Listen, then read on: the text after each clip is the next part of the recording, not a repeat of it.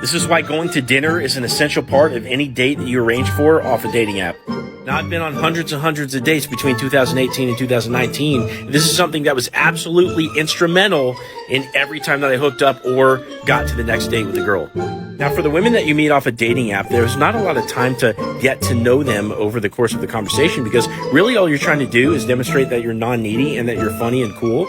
And in that space alone, that pretty much takes up most of the conversation.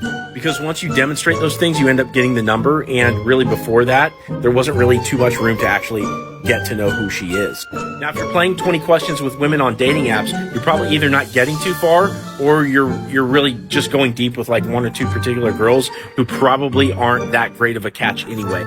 Now, once you get that phone number, you're going to end up calling her a few days later. And even on that phone conversation, you're going to chat for maybe 10, 15 minutes, but it's not going to be like an hour-long conversation. It shouldn't be that yet because you haven't met her yet.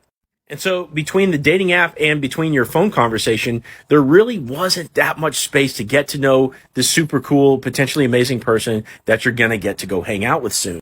So when you're on that phone call, you're going to chat for about 10 to 15 minutes. And then at the end of that phone conversation, you pitch the date. And really all you have to do is like select the day and time. Now, once you have the day and time set, you can take that information, let her go, and then you can start to plan out the date. Your date should be a two-part ordeal. The first part is dinner. The second part should be some fun after activity. So the reason why the first part should be dinner is because you're going to need to start to build connection with that girl. You haven't done it over the dating app. You haven't done it on the phone conversation that much, if you did it the right way.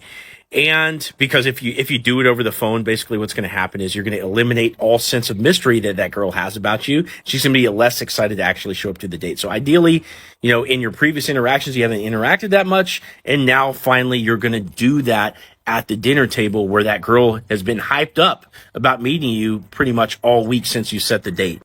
Now, once you go to the dinner table, what you're going to do is leverage your genuine curiosity about who that girl is and start to build a sense of connection between you two. She's going to start to feel safe and comfortable with you, which means that she's going to be a lot more likely to go home with you. And of course, now you're getting to know this really cool person and what they're all about. Now, with the second part of the date really should be this fun after activity, and you don't really tell her that you have that planned out ahead of time. Really, you bust it out as a surprise at the end of the dinner, provided that the vibe was good, that everything, that she's there, she's excited about you, etc. Like she don't want to go home. You can say, hey, you know what? There's this place down the road, and why don't we go hit that up now? So guys, plan out two-part dates. The first part should be dinner. The second part should be fun. And hopefully if you do your job right, the third part should be going back to your place. Like this video, drop your thoughts in the comments, and check out my other videos up here.